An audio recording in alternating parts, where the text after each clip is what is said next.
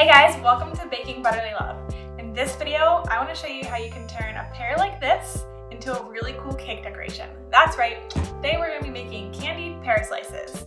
So before we get started, I want to give a quick shout out to Tortik Anushka, hopefully I'm saying that right, but they are the bakery who I think really made this candied pear slice cake trend go viral. So I will leave a link to their Instagram in my description below, and definitely go check them out if you want some really cool cake decorating inspiration.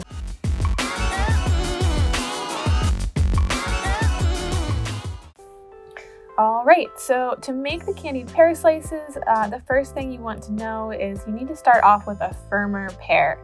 If you use one that's too soft, it's going to fall apart in the cooking process, and that's no good. So I recommend using Bosc pears. They have this really nice tapered shape, so they'll make really beautiful slices, and they are a firmer variety, so you know they're going to hold up to the canning process. I like to start cutting my slices actually from the center. That way I know I'll get that one really nice center slice with a stem on it. You want to slice these about 1/8 to 1/4 of an inch thick. Don't go any thinner than that, or the slices are going to be too flimsy for the candying process. And they are going to shrink up in the dehydrating process as well. Also, I wanted to mention, if you're planning to cover an entire cake, make sure that you get a few extra pears just to account for any mistakes. Sometimes the slices don't turn out right or they fall apart, and you can get anywhere from about 4 to 7 good slices from each pear, depending on how big it is. But just remember that only the slices towards the center of the pear are going to have that really nice shape, and then once you get to the outside, they're going to be a lot smaller. So after you have your pears sliced up, next you want to mix up a little simple syrup in a medium-sized pot. And that's just equal parts of sugar and water by weight. It doesn't really matter how much you make, you just want to have enough syrup that the slices are going to be completely covered. Set your pot of syrup over medium heat to get the sugar dissolved, and then add a few drops of whichever food coloring you'd like to use. And I definitely recommend using gel food colors if you have them. Now go ahead and lay your pear slices into the syrup.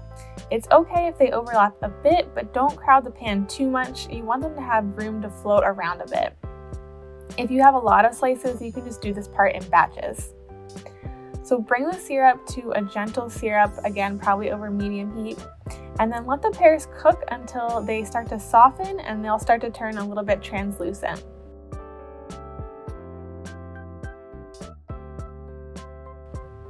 At this point, they should have absorbed all the coloring and some of that syrup. If you pick one up, they should be soft enough that they flop over a bit, but they're still firm enough that they stay in one piece. Next, transfer the pear slices onto a baking sheet in a single layer. This is a really great time to use a silicone mat if you have one. Otherwise, make sure you line the sheet with parchment paper because these will definitely be sticky. And now comes the long part. These are going to take several hours to dehydrate. So set your oven temperature as low as it will go. For me, that was 170 degrees Fahrenheit. And then let the pears hang out in there for about 3 to 6 hours. You're going to want to check on them every 1 or 2 hours and flip them over to just help them dry more evenly. The amount of time that it takes to dehydrate can vary a bit. It just depends on your oven and how thick the slices were or how juicy the pears were. These ones took me about 4 hours. The pears are ready once they look dry. So they'll still be a bit sticky to the touch, but they'll be dry and flexible. You can store them in an airtight container at room temp if you're not ready to decorate right away, or you can go ahead and put them on your cake. If you have a freshly frosted cake, these should stick easily right onto the sides of the cake. Otherwise, you might need to use a little bit of extra frosting as glue.